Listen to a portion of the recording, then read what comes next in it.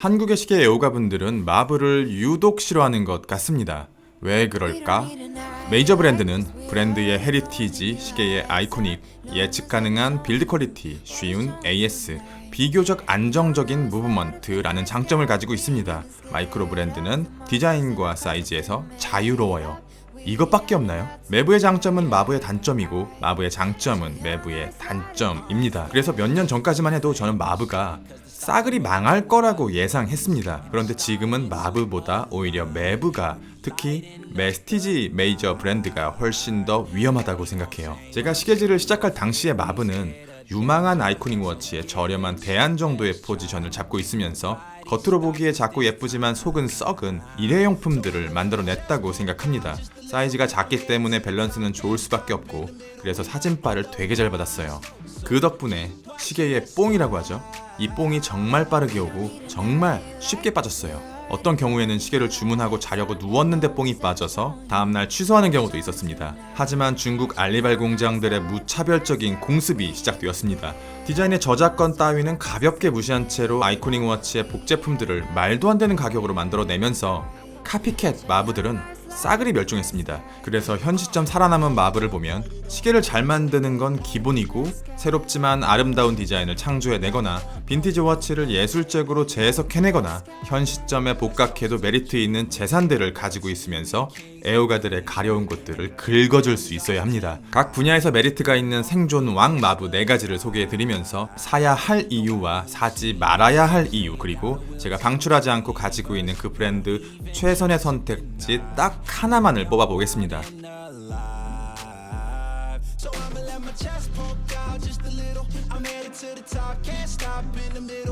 발틱은 여러분들이 그토록 싫어하는 펀딩 사이트에서 출발한 브랜드입니다. 블랑팡의 피프티 패덤지가 살짝 묻어있는 아쿠아 스카프가 출시될 거라 공고가 처음 나왔을 때 펀딩 사이트임에도 어마어마하게 많이 팔렸던 걸로 기억하고 있어요. 그리고 이 발틱이라는 브랜드의 성공을 기점으로 디자인의 강점이 있는 마부들이 조금씩 나오기 시작했고, 발틱은 현대의 마부가 성공하기 위한 공식을 정립한 브랜드라고 생각합니다. 디자인의 해석에 압도적인 능력을 가진 브랜드라고 생각해요. 좀 더 구체적으로 빈티지 워치의 감성에 약간의 재해석을 곁들여 이분하게 구워낼 줄 아는 특출난 디자이너를 보유하고 있어요.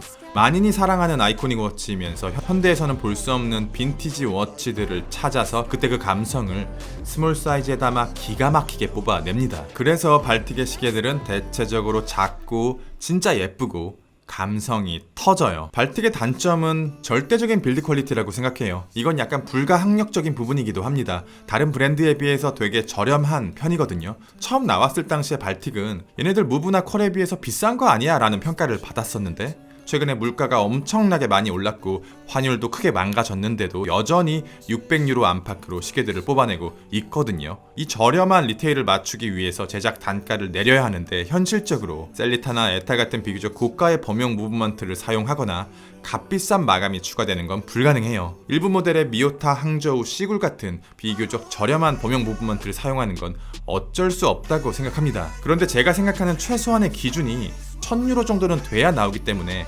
600유로를 손에 쥐고 아무리 마법을 부린다고 해도 절대적으로 상대적으로 제가 만족할 만한 퀄리티를 가진 브랜드라고는 말씀드리지 못하겠습니다. 그런데 트라이컴팩스에서 퀄리티가 한 단계 올라왔고 프리즈믹에서 한 번 더 올라갑니다. 아마 다른 모델들과는 다르게 케이스 디자인이 완전히 달라지면서 새로 뽑아야 했기 때문에 반강제적으로 빌드 퀄리티가 올라간 것 같은데, 제가 발틱의 다른 모델들은 빌드 퀄리티 측면에서 만족하지 못해 전부 방출했거든요. 그런데 프리즈믹은 패킷, 마감, 피니싱, 무브먼트, 안정감 모든 측면에서 발틱의 단점을 가릴 수 있는 최선의 선택지라고 생각해요. 36mm의 빈티지한 사이즈, 돔글래스 포함 9.2mm로 정말 얇은 두께, 44mm의 짧은 러그트러그, 20mm 넓은 러그너비, 75g, 990유로, 푸조 7001 에타 핸드와인딩 무브먼트, 42시간의 파워 리저브, 316 스틸과 5등급 티타늄이 조합된 케이스, 삼바, 30m 방수. 오히려 디자인은 호불호가 조금 갈릴 수도 있을 것 같아요. 발틱의 다른 모델들은 전부 빈티지 아이코닉 워치를 베이스로 만들어진 것 같은 눈에 익은 디자인을 가지고 있는데, 이건 조금 파격적인 디자인의 드레스 워치입니다. 스펙은 드레스로서 완벽에 가깝습니다. 외부에서는 나오기 힘든 숫자들이고요. 가장 큰 메리트는 얇은 두께와 그것을 잡을 수 있게 해준 핸드와인딩 무브먼트 푸조 7001입니다. 저는 지난 세이코 드레스워치 리뷰에서도 말씀드렸지만 드레스워치에서 가장 중요한 불안 요소는 두께고, 하이엔드 브랜드의 인하우스가 들어간 게 아니라면, 아예 저가 쿼츠 무브먼트가 아니라면 기계식 무브먼트 중에서는 사이즈, 두께, 피니싱, 가격을 모두 잡을 수 있는 7001이 최선의 무브먼트라고 생각하거든요. 아마 플란마리, 노모스 정도를 제외하면 메스티지 범위 내에서 이 정도 두께를 잡은 드레스워치는 되게 드물 거예요. 케이스 같은 시계 본체의 디테일뿐만 아니라 메쉬 브레이슬릿, 가죽 스트랩, 버클, 이런 것들의 디자인과 퀄리티까지 프리즘에게 맞춰 인하우스화해 놨습니다. 메이저 브랜드조차도 이런 부속품들은 거진 다 범용의 디자인을 사용하거든요. 특히 이렇게 러그를 꽉 채우는 메쉬 브레이슬릿의 존재는 정말 큰 메리트예요. 디자인이 끊어지지 않거든요. 니바다 그랜체는 쉽게 말해서 금수저입니다. 아무것도 없는 곳에서 맨 땅에 헤딩으로 출발한 만이나 발틱이나 크와드와는 다르게 브랜드 자체가 가진 헤리티지가 워낙 빵빵해서 자기 복자만 해도 충분히 경쟁력 있는 브랜드고요. 크로노마스터 관련 헤리티지를 설명하려면 책이 필요할 정도예요. 굳이 머리 빠져가며 디자인을 새롭게 뽑아낼 필요 없이 복각에 주력해도 충분한 브랜드입니다. 실제로 그러고 있고요. 그래서 브랜드가 전개해온 방식도 조금 다르죠. 자기들이 과거에 만들었던 빈티지 레퍼런스를 구해와서 그것과 똑같이 만들어내면 됩니다. 40년 전, 50년 전의 디자인이 지금에 와서도 예뻐 보이는 게 신기하긴 한데, 이 방면에서는 축복받은 브랜드라고 생각해요. 사야 할 이유는 단순해요. 근본력. 브랜드의 헤리티지와 그 시계의 아이코닉, 일반적인 마부가 가질 수 없는 것들을 가지고 있기 때문에 헤리티지로 시계를 분류한다면 어쩌면 마부가 아닐 수도 있습니다. 시계 씬에서 근본보다 우선시되는 건 없기 때문에 크로노마스터나 슈퍼남극, 그리고 F77을 원한다면 여기서 살 수밖에 없어요. 사지 말아야 할 이유는 가격입니다. 시계가 비싼 편이에요. 제가 알기로 일반적인 소규모 브랜드들이 제작 단가의 3배 정도로 리테일을 설정하고, 애호가들의 관심을 빨아들이는 헤리티지 브랜드들이 제작 단가의 5배 정도로 리테일을 설정한 걸로 알고 있는데, 일반적인 마이크로 브랜드와 비교해 봤을 때 이 수치가 조금 높지 않을까 추측해 봅니다. 브랜드가 가진 헤리티지와 아이코닉의 일종의 입장료를 내는 것이라고 스스로 합리화하고 있지만 아쉬운 건 어쩔 수 없습니다. 그래서 헤리티지만을 따져본다면 크로노 마스터지만, 여기에 가격과 빌드 퀄리티를 고려한다면 디테일이 가장 적은 모델인 슈퍼 남극이나 F77이 더 좋은 선택지라고 생각합니다. 37mm 사이즈, 12.1mm의 두께, 45mm의 러그트라그, 82g 소프로드 P024, 38시간의 파워 리저브, 청금석 다이얼, 5등급 티타늄, 10바, 100m 방수. 오드마 피게의 로얄오크와 굉장히 흡사한 디자인을 가진 스틸 스포츠입니다. 마부가 매부에게 디자인적으로 종속되면 안 된다고 생각하는데, 아무 근거 없이 이런 디자인을 뽑아냈다면 오드마 피게에서 당연히 클레임을 걸었을 테고 흔한 카피캣 브랜드 중에 하나가 되었겠지만, F77은 1970년대 만들어진 니바다 그랜첸의 오리지널 디자인입니다. 물론 그 당시에도 로얄오크를 기반으로 만들어졌을 가능성이 농후하다고 생각하지만 로얄오크는 조금 예외로 합의를 보는 게 어떨까요? 현실 세계에서 로얄오크 전보는 존재하지 않는 모델이기도 하고요. 청금석 다이얼입니다. 청금석 다이얼은 이 F77로 처음 경험해 봤는데 이건 취향을 굉장히 많이 탈 거라고 생각해요. 손으로 만지면 붙을 것 같이 되게 찐득한 질감 위에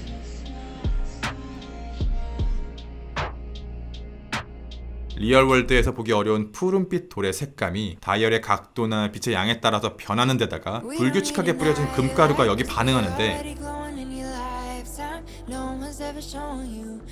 청금석은 시계를 주얼리로 바꿔줄 수 있는 소재가 아닐까 싶습니다. 저는 요즘에 이렇게 비주류 쪽으로 넘어가는 시기라서 이런 특이점들이 끌리는데, F77의 디자인에는 오리지널 트래시드 다이얼이나 운석 다이얼이 더 잘 어울린다고 생각해요. 시계의 소재는 티타늄입니다. 스틸에 비해서 어두운 색감은 불호가 많을 거라고 생각하는데 사용하다 보면 어느 정도 적응이 됩니다. 가벼운 무게는 압도적인 장점인데요, 이건 경험해보지 않으면 괜찮아요. 티타늄 시계를 애초에 구매하지 마세요. 한번 손목이 티타늄의 가벼운 무게를 인식해버리면 돌아가기가 되게 힘들어집니다. 핸드폰의 주사율처럼 역체감이 굉장히 큰 분야예요. 많은 스웨덴에서 만들어진 브랜드인데요. 북유럽의 이케아스러운 감성은 전혀 묻어나오지 않아서 국적이 의미 있는 브랜드는 아니라고 생각합니다. 브랜드의 철학과 디자인만 보시면 되는데 빈티지 워치를 선정하고 거기에 재해석을 더해서 시계를 출시하는 방식은 발틱과 거의 동일하지만 빈티지 쪽에 가까운 발틱과는 다르게 많은 현대 시계에 조금 더 가깝습니다. 많은 사지 말아야 할 이유부터 말씀드려야 할 것 같습니다. 처음에 저는 이 브랜드를 정말 싫어했어요. 초창기에 만들어졌었던 모델들이 너무 별로였거든요. 디자인은 취향을 크게 벗어나고 사진과 실물의 갭 차이는 크고 무엇보다 조잡했어요. 시계를 만드는 실력 자체가 미숙한 곳이라 금방 사라질 브랜드라고 생각했습니다. 그런데 많은 바이러스 같은 브랜드입니다. 감기가 들어오면 항생제를 맞고 죽어야 하는데 점점 더 센 약이 필요한 것처럼 브랜드의 내성이 강해집니다. 눈에 보이지 않는 추상적인 것들을 말씀드리는 게 아니라 진짜로 아이폰 소프트웨어가 업데이트되는 것처럼 마크 1, 마크 2, 마크 3 이렇게 계속 디테일과 퀄리티를 개선해 나가요. 어느 시점을 기준으로 뒷배가 생긴 게 아닌가 의심될 정도로 초기의 만과 지금의 만은 다른 체급의 브랜드가 되었다고 생각해요. 다른 영역이야 얼마든지 쉽게 개선될 수 있지만 시계 자체의 퀄리티가 지속적으로 올라가는 브랜드는 거의 없을걸요. 지금은 시계를 정말 잘 만든다고 생각해요. 스와치 그룹의 가성비를 뛰어넘었다고 생각될 만큼요. 그런데 너무 많은 것들을 담으려고 하는 디자인의 경향성이 워치메이킹을 드러내는데 큰 방해가 되는 것 같은데 맨하튼같이 단순한 쉐입을 가진 시계에서는 브랜드의 실력이 뚜렷하게 보여지게 됩니다. 거기다 좋은 타이밍에 파텍 필립의 큐비투스가 출시되면서 하입 아닌 하입을 받고 있고요. 39mm의 사이즈, 6.9mm의 엄청난 두께, 47.8mm의 러그트러그, 114g, 1039.2유로, 에타 7001 무브먼트, 42시간의 파워 리저브, 시바 100m 방수, 청색의 다이얼 안에는 제네바 스트라이프가 들어가 있어서 다이얼을 바라보는 각도에 따라서 짙은 남색에서 밝은 하늘색까지 엄청나게 넓은 스펙트럼을 가지고 있습니다.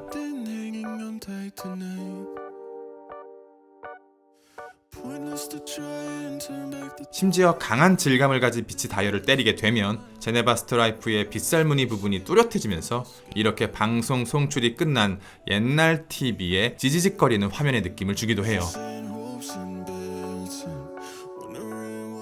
정말 얇은 두께 안에 케이스백, 미드케이스, 베젤이 올라가 있고 마브에서는 보기 어려운 보드라운 브러싱과 수많은 폴리싱 엣지 마감이 교차하면서 TME 부근에서는 보기 어려운 정말 비싼 시계처럼 보입니다. 무브먼트가 되게 얇기 때문에 케이스백을 미드케이스 안쪽으로 완전히 집어넣었을 수도 있었을 것 같은데 케이스백의 두께감을 오히려 시계의 피니싱에 활용하기 위해서 살짝 빼낸 것처럼 보입니다. 평평한 글래스는 완벽하게 베젤 안으로 들어가 있어서 보이지 않는데 사파이어 글래스의 반사 역시 아쉽지 않게 잡아놨습니다. 매부와 비교되는 마부의 큰 단점 중에 하나가 무브먼트를 바라보는 스탠스입니다. 시계를 예쁘게 디자인하고 컨셉에 맞는 무브먼트를 구해서 시계에 맞게 조정해주는 과정이 필요한데 대부분의 마부가 여기까지 신경 써주지는 않는 것 같아요. 외관 예쁘게 뽑아서 케이스백 열고 무브 넣고 끝인 거죠. 그래서 같은 무브먼트를 사용했다 하더라도 크라운을 조작하는 감각이나 와인딩하는 느낌이 불안한 경우가 많아요. 몇 번 조작하다 보면 크라운이 빠지는 경우도 있고요. 전 여기서 시계에 대한 뽕이 급격하게 빠지더라고요. 그런데 맨하튼은 이렇게 워치메이킹에 관련된 부분은 정말 단단하게 잡아놨습니다. 크와드는 영국의 사업가 3명이 뜻을 모아 만든 마이크로 브랜드입니다. 크와드의 경우 사야 할 이유와 사지 말아야 할 이유가 변한 특이한 브랜드인데요. 과거의 크와드와 현재의 크와드는 달라졌습니다. 처음에 이 브랜드가 알려지게 된 계기, 그러니까 사야 할 이유는 미친 가성비였습니다. 어설픈 마부와는 다르게 빌드 퀄리티를 준수하게 뽑아내면서 엄청나게 저렴했었거든요. 거기다 종종 뿌리는 할인 쿠폰과 주기적으로 실시하는 떨이 판매 덕분에 가격적으로 큰 메리트를 가진 브랜드였습니다. 하지만 지금의 크와드는 많이 달라졌어요. 스와치 그룹의 멤버로 들어가도 어색하게 느껴지지 않을 정도로 이제는 마부보다는 메이저 브랜드에 더 가깝다고 생각해요. 그러면서 평범한 시계 브랜드들처럼 할인 쿠폰과 떨이 판매는 사라졌고 인상도 많이 되었거든요. 빌드 퀄리티 측면에서 약간의 메리트는 남아있다고 생각하는데 많이 준 것도 사실입니다. 사실 제가 크와드를 마부가 아닌 맵으로 인식하기 시작한 가장 큰 이유는 디자인의 방향성이 달라졌기 때문입니다. 어떻게 보면 못생겼다라고 할 정도로 정돈되어 있지 않은 취향 타는 디자인에서 많은 사람들이 좋아할 만한 캐주얼 디자인으로 하나둘 개편되고 있어요. 브랜드가 거대해진 만큼 예전과 같이 공격적인 디자인이 리스크가 크다는 것도 이해하지만 보편성을 거부하는 애호가의 입장에서는 조금은 아쉽게 느껴지기도 합니다. 12가 현대의 크와드를 대표하고 있다면 지금은 단종된 군용시계 샌드허스트 1은 제가 좋아했던 과거의 크와드를 대표하고 있습니다. 세노는 리뷰를 워낙 많이 했기 때문에 가볍게 보여드릴게요. 38mm의 사이즈, 11.9mm의 두께, 43.7mm의 러그트러그, 러그 20mm, 무게 152g, 1295달러, 셀리타 200-1 38시간의 파워 리저브, 15바, 150m 방수. 아직도 대체가 어려운 군용시계라고 생각합니다. 제가 이런 느낌의 시계를 좋아해서 비슷한 대안들을 아무리 찾아봐도 최근에 만들어진 LGR을 제외하고는 발견하지 못했습니다. 처음에는 다이얼 밸런스가 아쉽게 보였었는데 밸런스를 잡고 나오면서 캐주얼해진 신형을 보니 군용시계에는 구형의 맛이 조금 더 매력적이다라고 느껴지더라고요. 보통 이쪽 계열의 시계들은 브레이슬릿이 없는 경우가 많은데 깔끔한 붓을도 있고 줄질도 잘 받고 가격도 저렴했었고 어색한 곡률의 사파이어 글래스만 제외한다면 거의 완벽에 가까운 군용시계라고 생각합니다. 브랜드의 헤리티지와 아이코닉이 곧 나와 그 시계 사이의 결속력이라고 생각합니다. 실물을 보고 살 수도 없지, AS도 힘들지, 감가도 심하지, 아는 사람도 없지. 그래서 마브는 쉽게 왔다가 쉽게 떠나가요. 하지만 최근의 마브들은 디자인적으로, 워치메이킹적으로 메이저 브랜드의 매력을 상회하는 것들도 되게 많습니다. 보편적인 디자인에 더 이상 매력을 느끼지 못하거나 단순한 호기심 혹은 예쁜 것 이상의 무언가가 보이기 시작한다면 마브에 빠져보셔도 좋은 타이밍이 왔다고 생각해요. 영상이 길었습니다. 빌런이었습니다. 감사합니다.